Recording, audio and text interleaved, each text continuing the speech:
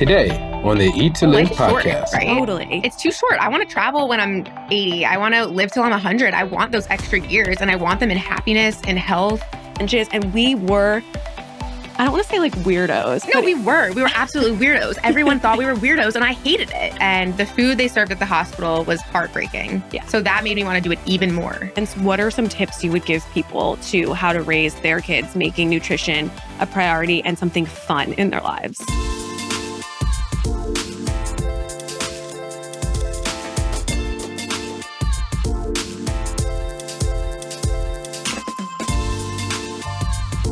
Dr. Cara Fuhrman, welcome to the Eat to Live podcast. I'm so excited to have you. Thank you. It's so fun. We just get to hang out. I think people might be a little confused, Dr. Fuhrman. You have a new look. What do you mean a new look? People might think Dr. Fuhrman is, dad. Oh, you mean I'm not a 72-year-old man? Yeah, so a little different. Oh, okay. That sort of new look. Well, yeah, Dr. Fuhrman Sr. Yeah, is not here. not here. So this is the new Dr. Fuhrman. So why don't you tell everyone why I'm calling you a doctor? Well, I just graduated from naturopathic medical school. Actually, when I say just, it's been a year, but I still feel, it's been pretty recent because school is such a long process. You're learning a lot. Yeah. And I just took my boards in February because my sister, who I'm staring at, wedding happened to fall on the August date of boards. So I had to take them a little bit longer, which prolonged my study time and prolonged my time of being a student. So now I'm finally working in the field. It feels very good, very fresh. I'm learning literally more than I did in 5 years of medical school in the last 3 months. Really? So, yeah, there's nothing like clinical experience. Yeah, I know what you've been having a lot of fun with. So you're a licensed naturopathic doctor. Correct. And you've been working alongside our dad, the other Dr. Fuhrman, My mentor. doing kind of like a residency. Yeah, it's like a mini residency in naturopathic medicine. You can do a residency. Many people do because, as we're talking about, you get the most experience in the clinical field. So doing a residency with mentorship is the best way to learn, but you're not required to do it. So I decided to do an unofficial residency with Papa Fuhrman. Papa Fuhrman, which is honestly pretty different because I know there's a lot of people out there who look for doctors like dad, and he's just so unique. Like, have you met anyone that really practices medicine the way he does?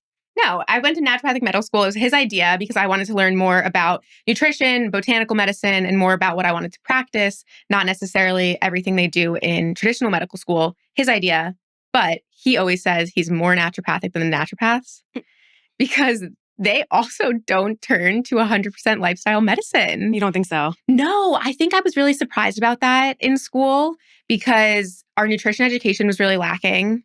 It's a very biased. Can I just ask a question there?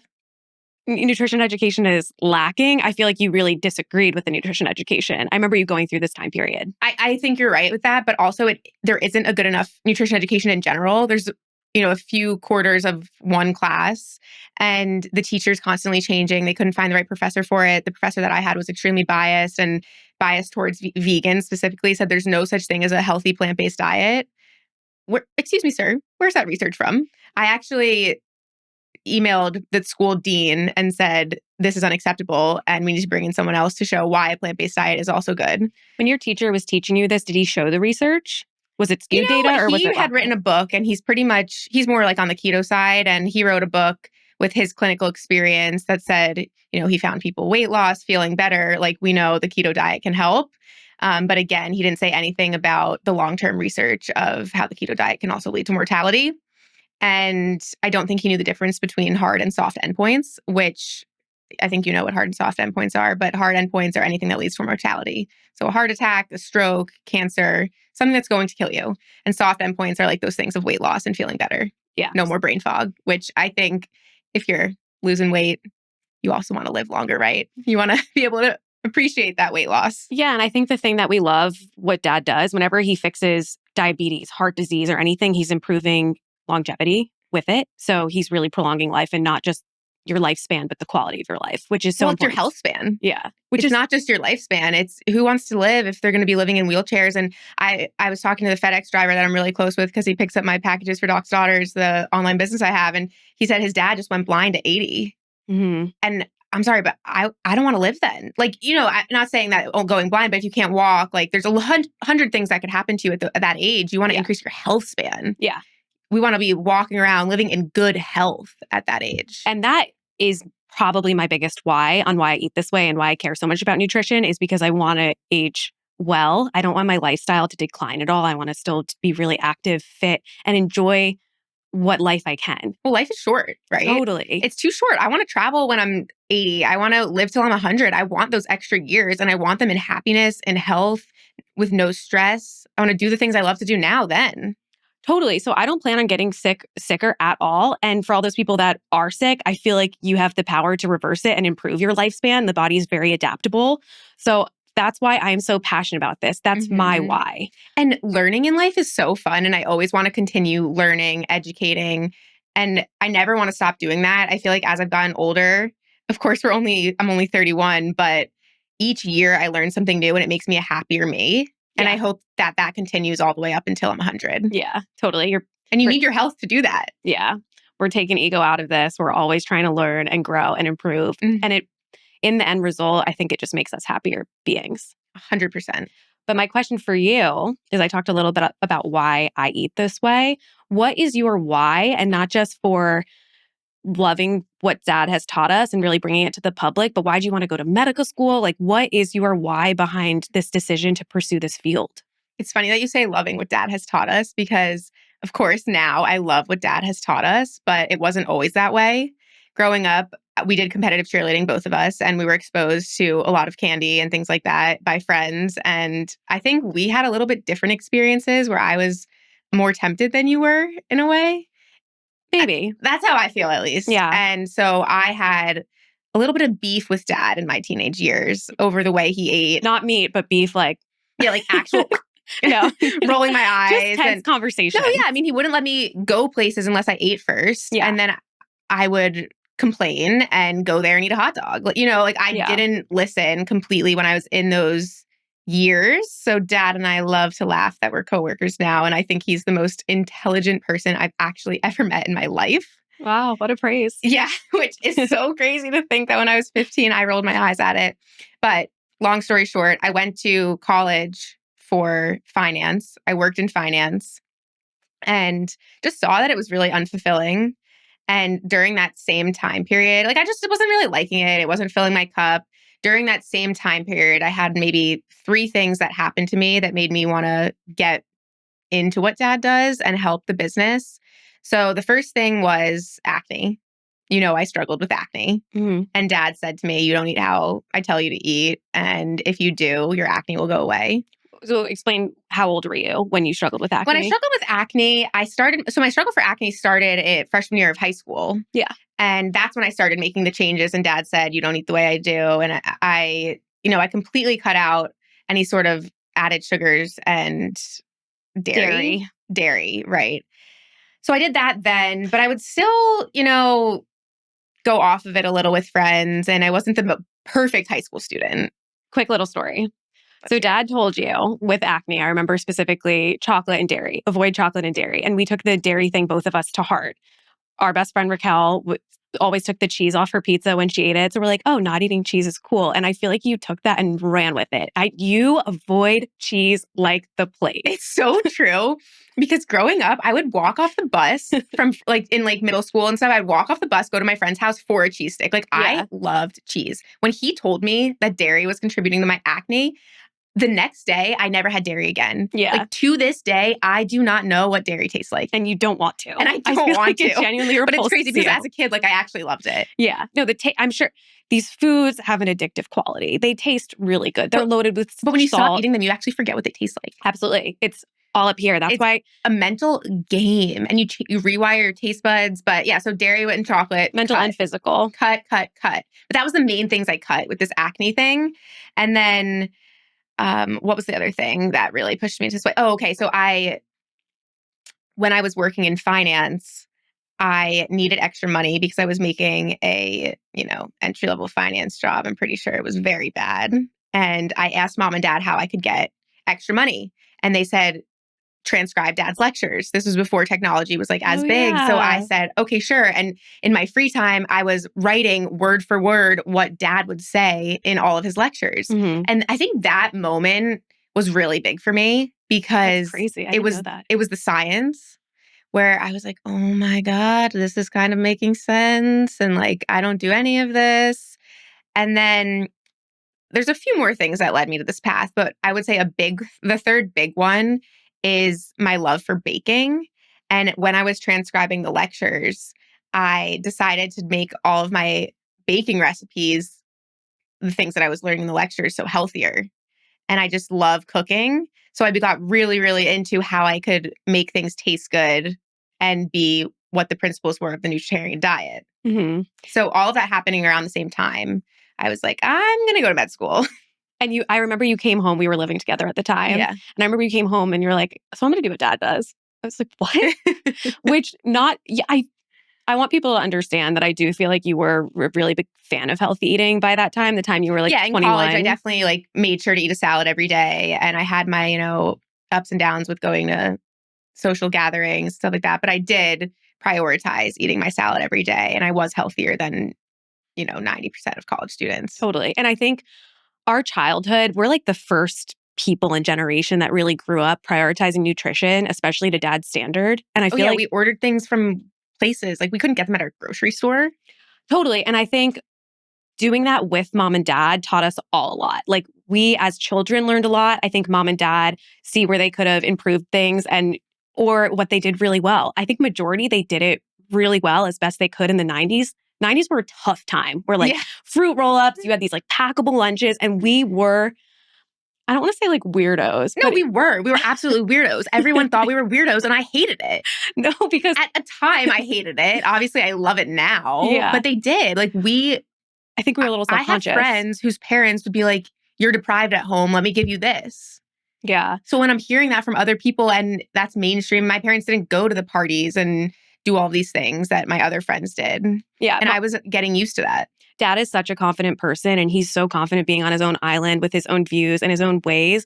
But growing up, me and you were not like that necessarily. We had a lot of friends. We were very social.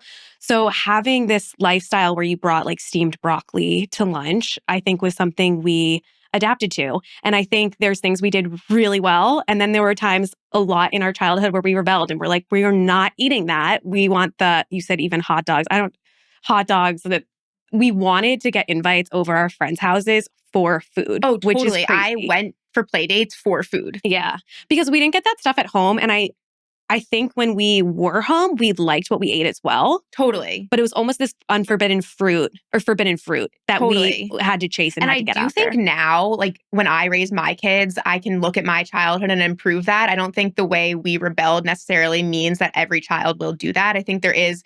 I do think mom was right in allowing us to rebel because look where we are now and we did come back to this way of eating. But I think the foods were really ugly back then and kids want exciting things. Like they want to be made popsicles and they want their dinners to look pretty. And I think now there's more access in order to make your kids healthy food. To healthy food is to make your kids think this way of eating is really cool. Yeah. Like I don't think at 14 years old it has to be weird anymore. No, 100% not. But back then it was just a lot harder. And farmers markets are really cool if you have access to that. It's all about perspective because we had friends come over and we're like, watch this Vitamix that we have. We could put frozen fruit in, some soy milk, and we can make these awesome colored smoothies. And these friends were like, whoa, this is so cool. This is revolutionary to us. Oh, they love the cantaloupe slush. Cantaloupe slush. So it tastes amazing. So, which is just cantaloupe ice mixed in the Vitamix. Yeah. It's so good.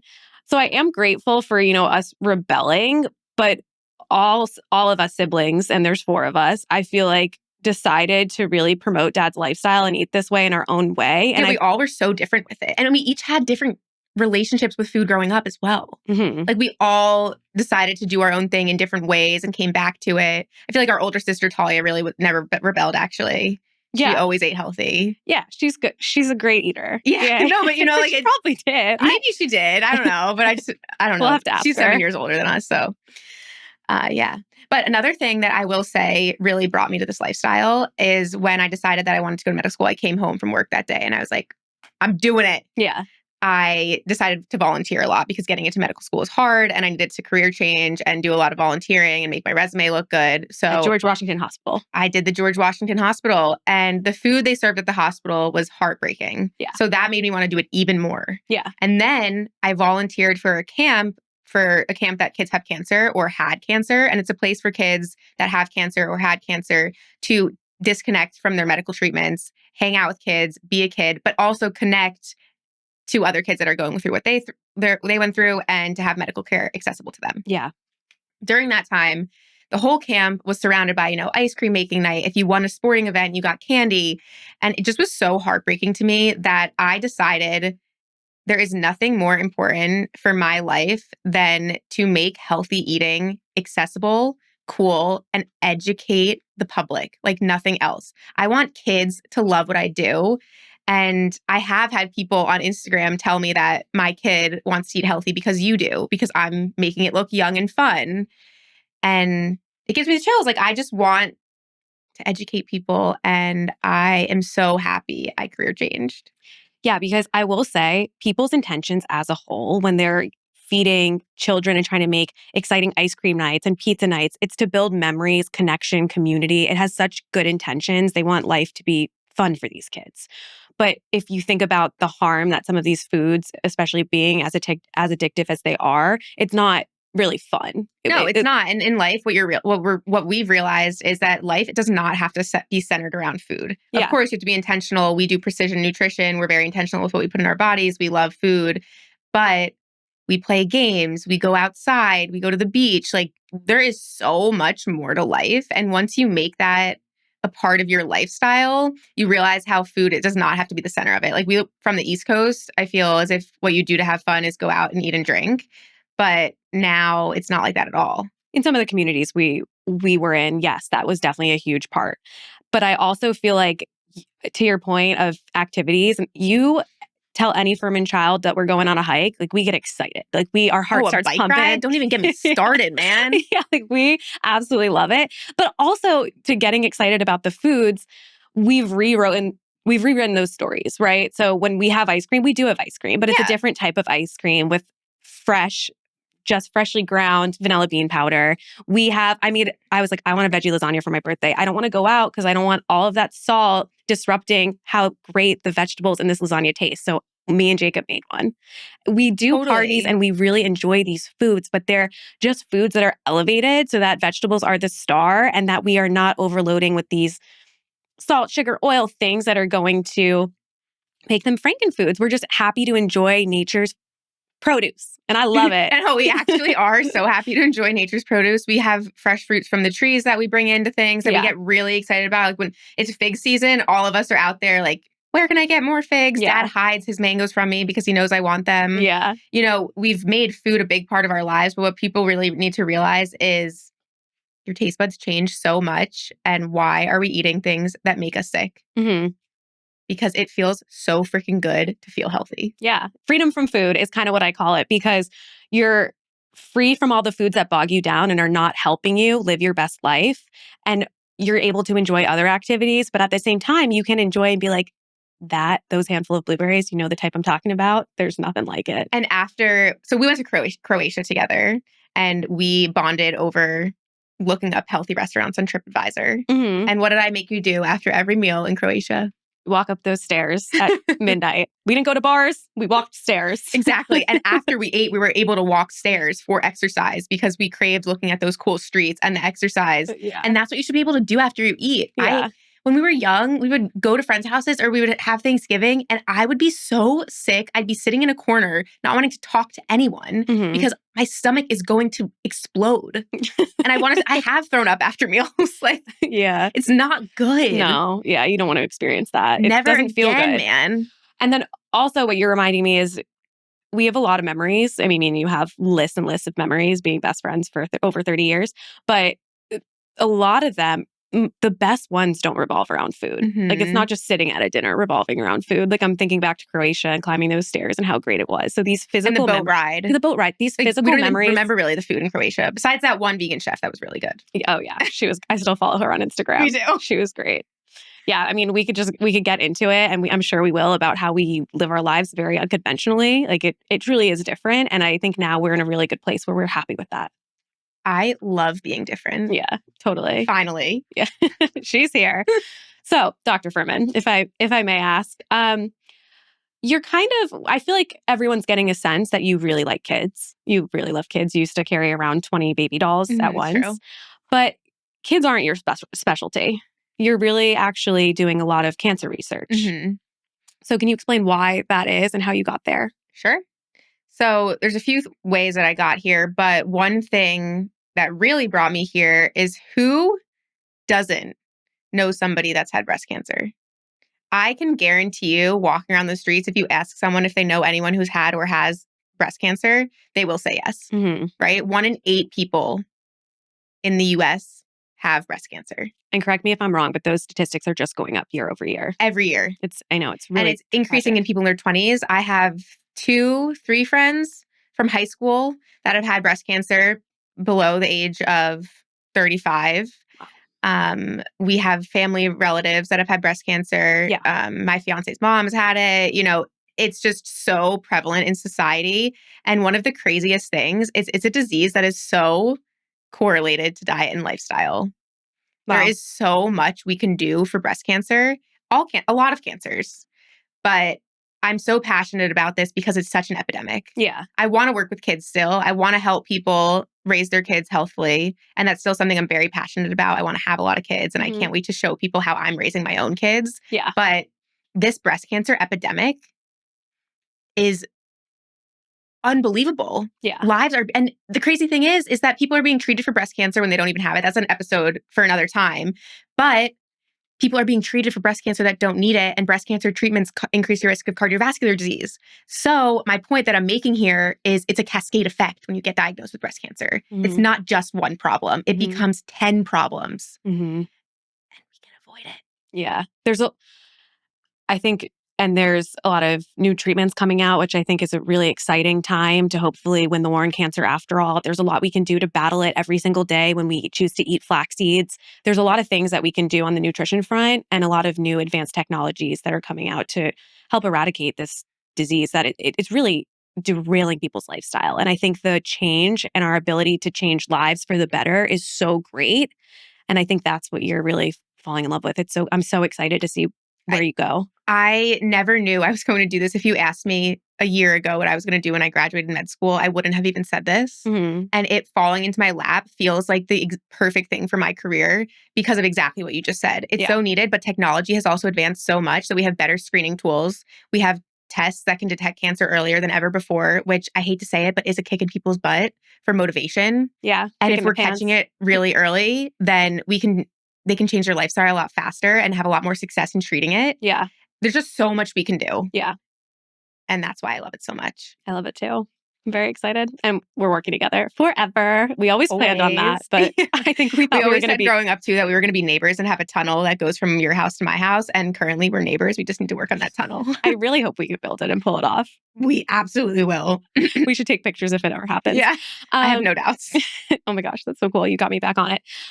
So circling back to how we were raised, and because I think we do have such an interesting past and experience, what are some tips you would give people to how to raise their kids, making nutrition a priority and something fun in their lives? Well, the first thing here is don't introduce your kids to things that they don't know about. What you introduce them to is what they're going to eat. So I should not be seeing a 1-year-old eating a lollipop because the 1-year-old did not know what a lollipop is. Yeah. If you give them an orange, they're going to eat the orange. Totally. That's the first thing. I would say don't get their taste buds to be rewired incorrectly. And avoid processed foods or avoid these foods for as long as possible. Because they will be introduced by friends, but let it be by friends. Yeah. Well, exactly. If you can push it down the road, like if you can avoid it even for the first 2 years, 3 years, that is giving your kid such a leg up. Totally. And my next biggest piece of advice is get your kids involved in the kitchen. What made me so excited to eat this way was making foods that I like. So tell them, if you don't like this, what do you like? And figure out how to make recipes with them. Have them help you chop the veggies. Have them help you create the dishes so that they feel invested in what they're eating and work with them. Wait, I want to piggyback off what you just said because I think what Dad did really well, and I remember Dad doing this in particular, is he'd get me really excited in the same way other people would get their kids excited about ice cream, about like this cold orange we'd have after gymnastics class. He'd be like, and we'd be sitting on the counter laughing together and he'd be like, how good is this orange? Give me something. Like he made the vegetables and fruits become the prized food jewels for us that he's like, this Haitian mango. And he got you riled about Haitian mangoes. Totally. And you can make foods look really cool too. You can make a wrap out of lentils now. Make your kid a wrap and have it be out of beans and put broccoli inside, and they're going to love it. Totally. So you just have to know what to do. Sean, our brother, came to me in high school and said, my school lunches look weird. Can you help me make them look better? And things that I really like. Really? And I ended up making him toast, Ezekiel bread toast with almond butter, banana, raisin, cinnamon, vanilla. And he took it as a sandwich to school and said it was the best thing he ever had. Oh, really? So all you need to do is have a conversation with these kids. Yeah. Communicating is really important. Communicating is so important, and not allowing them to choose what they eat. They will eat what you put in the house. Oh, totally. And yeah, you don't need to have your kid eat a different diet than you either, really. No. Like, you don't need to buy your kids chips and be like, they're for the kids. Like, no. That's you saying they're for you and you want to have a bite.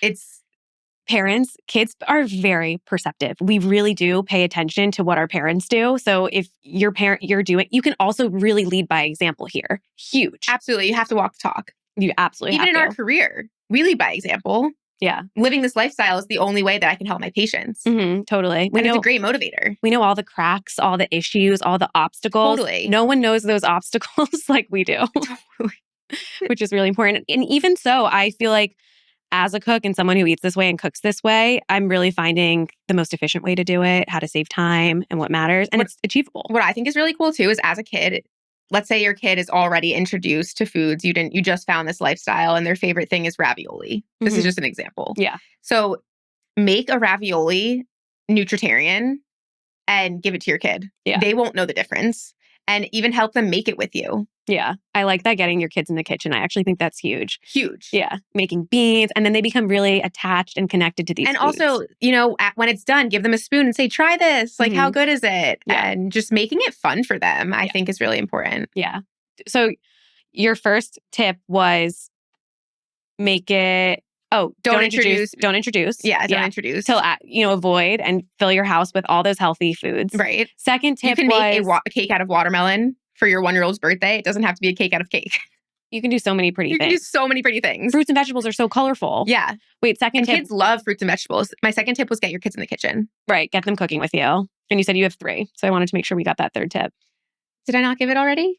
Third tip was talking about foods. Talking about it. So communicate. So to have them, if they say their favorite food again is like spaghetti, make it out of a bean pasta and ask them, do you like this pasta brand? If not, we'll try another. There's glass noodles, there's bean pasta. And that's just one thing, of course. If they love baked ziti, make a baked ziti. I make my baked ziti out of sweet potato and nutritional yeast and cashews. Yeah, that's totally. the cheese. You can find ways to communicate with them and turn their favorite dishes into healthier ones. Like how we made my birthday dinner this year. Exactly. It was so good. Exactly. I made your cookies.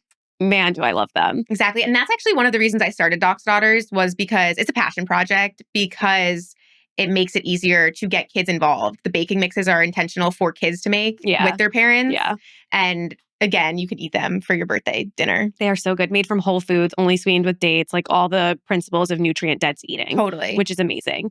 And I also wanted to say that when communicating with kids, Dad was so good at this. I mean, Mom told us she loved us a lot too. But we got into more conflicts with Dad because he was a little more regimented. He was a little more eat this, not that. And he would say, but I just want you to prioritize eating this way. I want you to pick these healthy foods because I love you. He really pushed that narrative of because it makes a difference with the whole longevity of your life. Like, I'm doing this now as a child so that you become healthy and do not have disease and do not have mortality and obstacles and medications. That actually brings me to a fourth point about raising kids, is I think sharing the science with them is extremely important. Yeah. Because they will understand. And if you teach your kid that a certain food is really good to prevent cancer and teach them what cancer is, or there's a food that's going to help them sleep better, and you explain it these ways, they're going to be motivated. They want to feel good. The way we prioritize nutrient-dense eating and healthy eating, it's almost like we're brainwashed in a sense. These conversations were always being had in our home, and we do make it such a priority in our lives because we were taught to. I still remember Mom to this day saying, if that's not healthy, if that's not worth it, don't eat it. Like, they weren't finish your food. They were eat till you're satisfied and then move on with your day. Like, they were preaching these healthy principles almost like a religion, to the point where me, you, Sean, and Talia are very cognizant about what we put in our body. That is our religion. We treat our Mhm. body like a temple, genuinely. They We taught us do. that. We do. Yeah. Which is crazy. Yeah. And they also did a really good job of leading by example. We keep saying the leading by example, but they do everything they want us to do. Yeah, Which totally. helps. Yeah. I still can't believe sometimes when I think about it that dad found a partner that was so willing to do what dad. And mom worked at McDonald's before she met dad. Yeah. So Yeah.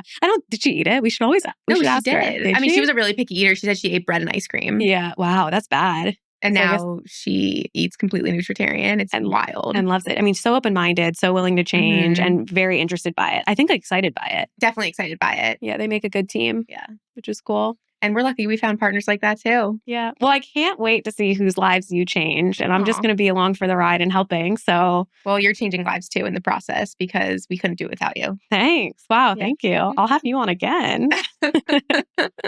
Okay. So thank you for joining me for this awesome episode and little tidbits about what it's like growing up Nutritarian. But I can't wait to get into later episodes where we dive into real science on cancer, osteoporosis, the things that you're going to be doing to change people's lives from the inside out. Mhm. And sharing real case examples It's in really real cool. time because I'm seeing patients now. Yeah. So it's going to be really exciting. And I can't wait to be a part of the Eat to Live podcast because it's such an amazing time for us to connect to people and also show them how we do this, what our lives are like, and put science in there as well. Totally. This is a Fuhrman family podcast. We had Grandma Isabel on it last week. We're having you on it, and you're going to be back and back with me again and again, in addition to Dad. So I think we're going to have everyone on here, and it's going to be... Even the three of us are going to be on here together. I can't wait. Yeah. Don't get me Let's started. get Dad in. No. Okay. Yeah, it's going to be a wild ride. Let's do it. We high five when we're done with episodes.